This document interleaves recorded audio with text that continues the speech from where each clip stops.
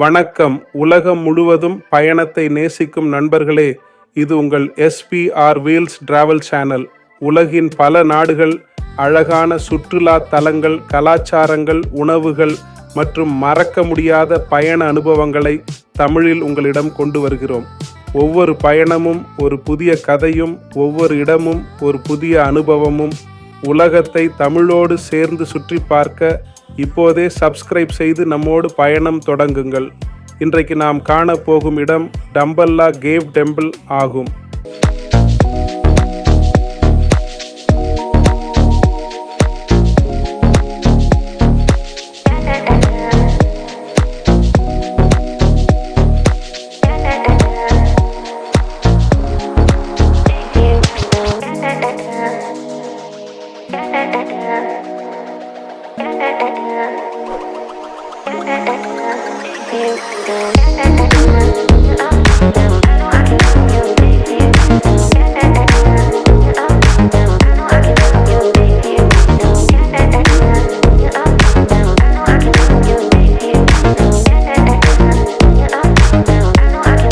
தம்புள்ளை குகை கோயில் உரமொழி தம்புள்ள ராஜமகா விகாரையா. தமிழ் தம்புள்ளை பொற்கோயில், உரமொழி தம்புள்ளை பொற்கோவில்.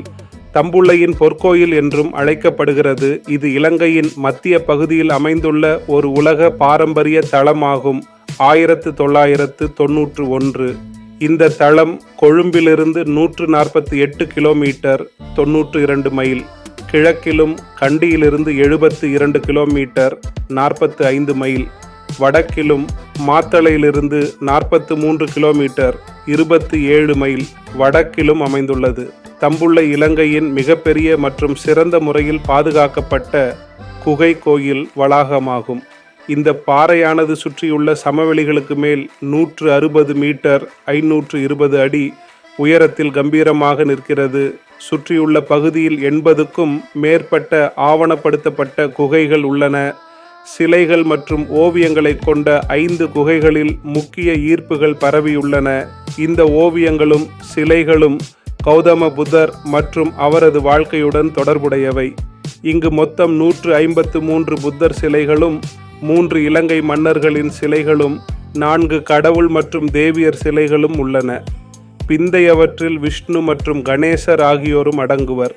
இந்த சுவரோவியங்கள் 2100 சதுர மீட்டர் 23,000 சதுர அடி பரப்பளவை உள்ளடக்கியுள்ளன.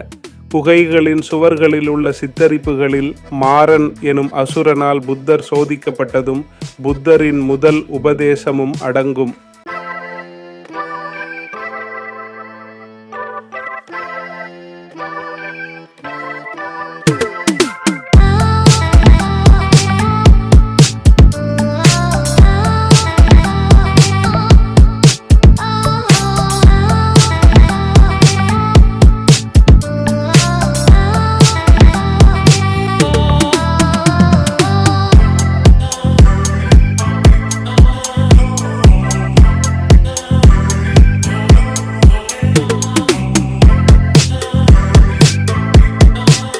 இலங்கையில் பௌத்தம் வருவதற்கு முன்பே வரலாற்றுக்கு முந்தைய இலங்கையர்கள் இந்த குகை வளாகங்களில் வாழ்ந்திருக்க வேண்டும். ஏனெனில் தம்புள்ள குகை வளாகங்களுக்கு அருகிலுள்ள இப்பன்கட்டுவாவில் சுமார் 2700 ஆண்டுகள் பழமையான மனித எலும்புக்கூடுகளை கொண்ட புதை தளங்கள் இப்பகுதியில் காணப்படுகின்றன. இந்த கோயில் வளாகம் கிறிஸ்துவுக்கு முன் முதல் நூற்றாண்டைச் சேர்ந்தது. இது ஒரு பெரிய தொங்கும் பாறையின் கீழ் 5 குகைகளை கொண்டுள்ளது. உட்புறங்களை உலர்ந்த நிலையில் வைத்திருக்க இக்குகைகள் நீர் வடிக்கும் கோட்டுடன் செதுக்கப்பட்டுள்ளன. 1938 வளைவு தூண் வரிசைகள் மற்றும் முகப்பு கூரை நுழைவாயில்களுடன் இதன் கட்டிடக்கலை அழகுபடுத்தப்பட்டது. குகைகளின் உள்ளே பாறையின் வடிவத்தை பின்பற்றி மத உருவங்களின் சிக்கலான வடிவங்களால் கூரைகள் வரையப்பட்டுள்ளன. புத்தர் மற்றும் போதிசத்துவர்களின் உருவங்களும், பல்வேறு கடவுள்கள் மற்றும் தேவதைகளின் உருவங்களும் இங்கு உள்ளன.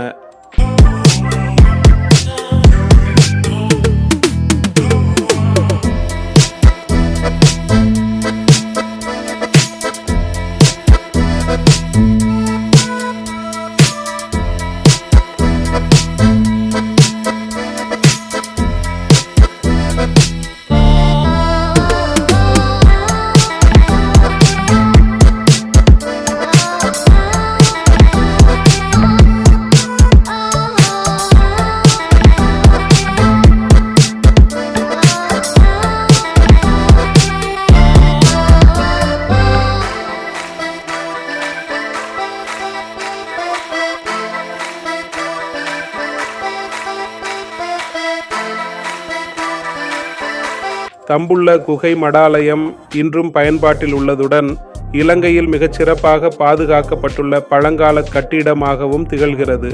இந்த வளாகம் கிறிஸ்துவுக்கு முன் 3ஆம் மற்றும் 2ஆம் நூற்றாண்டுகளைச் சேர்ந்தது. அக்காலத்தில் இது மிகப்பெரிய மற்றும் மிக முக்கியமான மடாலயங்களில் ஒன்றாக ஏற்கனவே நிறுவப்பட்டிருந்தது. கிறிஸ்துவுக்கு முன் முதல் நூற்றாண்டில் அனுராதபுரத்தின் வலகம்பா இந்த குகைகளை ஒரு கோயிலாக மாற்றியதாக பாரம்பரியமாக நம்பப்படுகிறது. அனுராதபுரத்திலிருந்து நாடு கடத்தப்பட்ட அவர் தென்னிந்திய ஆக்கிரமிப்பாளர்களிடமிருந்து தஞ்சம் புகுந்து 15 ஆண்டுகள் இங்கு தங்கினார்.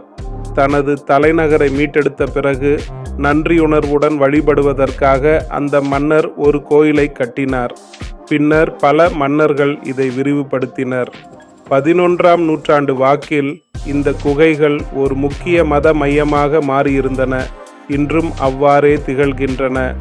பொலனர்வாவின் நிசங்க மல்லன் 1190 ஆம் ஆண்டில் இந்த குகைகளுக்கு தங்க முலாம் பூசி சுமார் 70 புத்தர் சிலைகளை நிறுவினார். 18ஆம் நூற்றாண்டில் கண்டி இராச்சியத்தால் இந்த குகைகள் புனரமைக்கப்பட்டு வர்ணம் பூசப்பட்டன.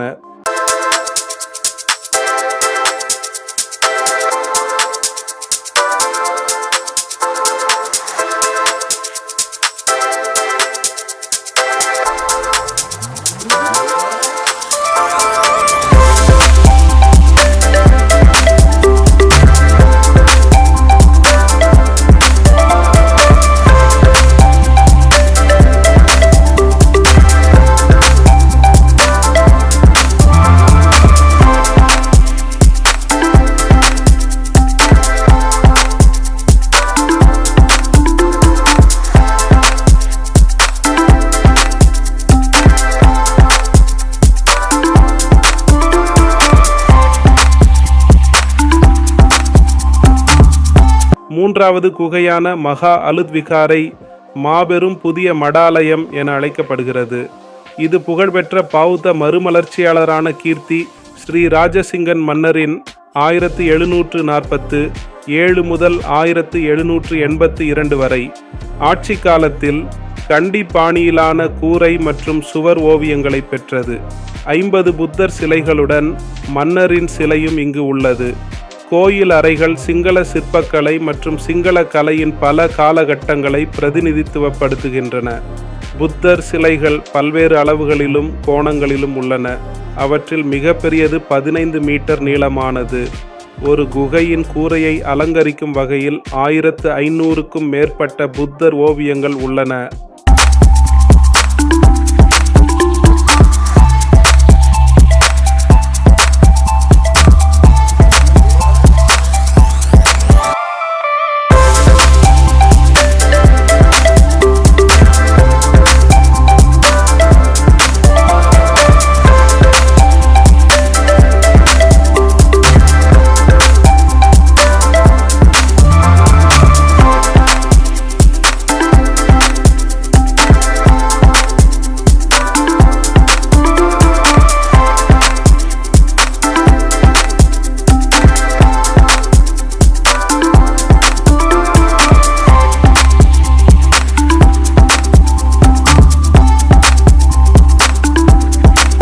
தேவராஜ விகாரை பாறையின் முகப்பில் நேரடியாக செதுக்கப்பட்ட 15 மீட்டர் உயரமுள்ள பிரம்மாண்டமான சயன புத்தர் சிலையை கொண்டுள்ளது. மகாராஜ விகாரை 60க்கும் மேற்பட்ட சிலைகள், இயற்கையான நன்னீர் சொட்டு மற்றும் விரிவான ஓவியம் தீட்டப்பட்ட கூரைகளை கொண்ட மிகப்பெரிய குகை. மகா அலுத் விகாரை கண்டிக்கால கலைப்படைப்புகளையும் அமர்ந்த மற்றும் சயன புத்தர் சிலைகளின் பெரிய தொகுப்பையும் கொண்டுள்ளது. பச்சிம விகாரை ஒரு சிறிய தாகோபாவிற்குள் ஸ்தூபி மையத்தில் அமைந்துள்ள அமர்ந்த புத்தர் சிலையை கொண்ட ஒரு சிறிய குகை. தேவன அல்லுத் விகாரை 20ஆம் நூற்றாண்டின் முற்பகுதியில் புதுப்பிக்கப்பட்ட செங்கல் மற்றும் சாந்து சிலைகளை கொண்ட மிக புதிய குகை.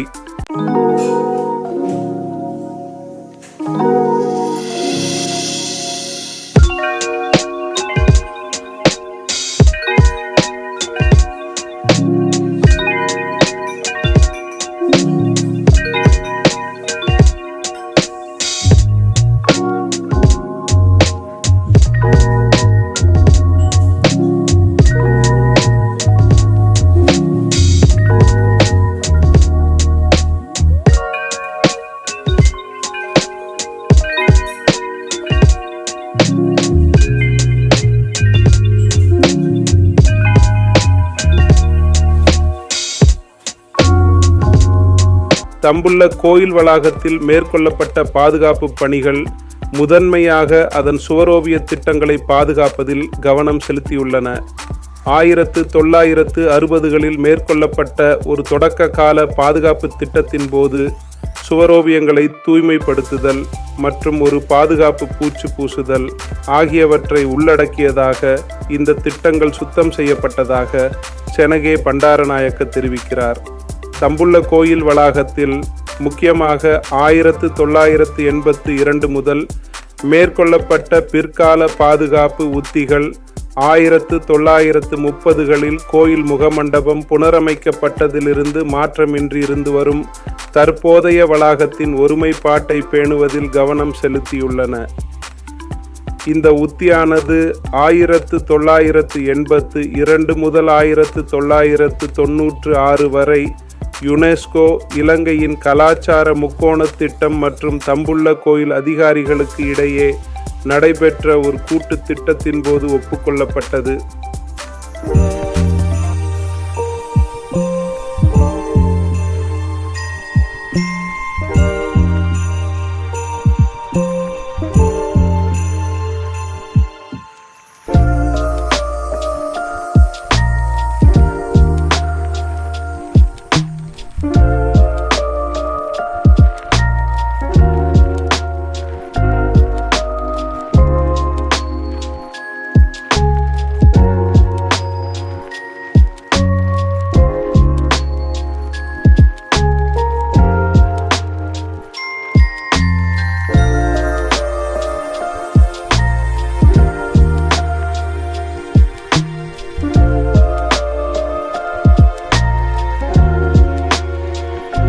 தம்புள்ளை கோயில் ஒரு செயல்படும் சடங்கு மயமாக தொடர்வதால் 1982 முதல் 1996 வரை திட்டத்தின் பாதுகாப்பு திட்டங்கள் அதன் யுனெஸ்கோ உலக பாரம்பரிய அந்தஸ்துக்கு ஏற்ப அவ்விடத்தின் உள்கட்டமைப்பையும் அணுகலையும் மேம்படுத்துவதை நோக்கமாக கொண்டிருந்தன.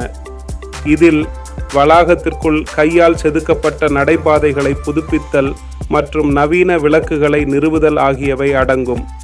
கோயிலின் உள்கட்டமைப்பில் செய்யப்பட்ட மேலதிக முதலீட்டின் விளைவாக வரலாற்று வளாகத்திலிருந்து சற்று தள்ளி ஒரு அருங்காட்சியகம் மற்றும் பிற சுற்றுலா வசதிகள் கட்டப்பட்டுள்ளன.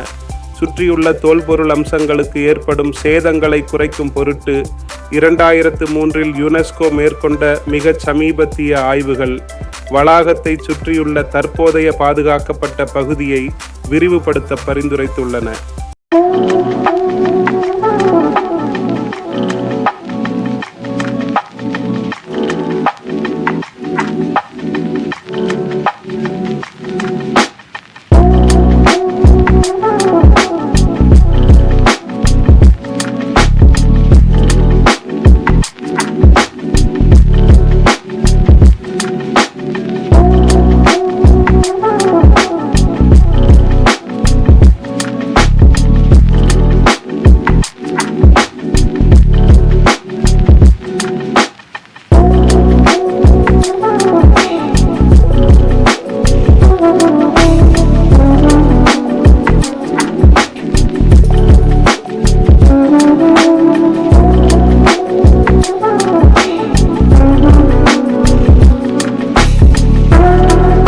இந்த உலகம் ஒரே இடத்திலிருந்து வேடிக்கை பார்க்கப்படுவதற்காக படைக்கப்படவில்லை.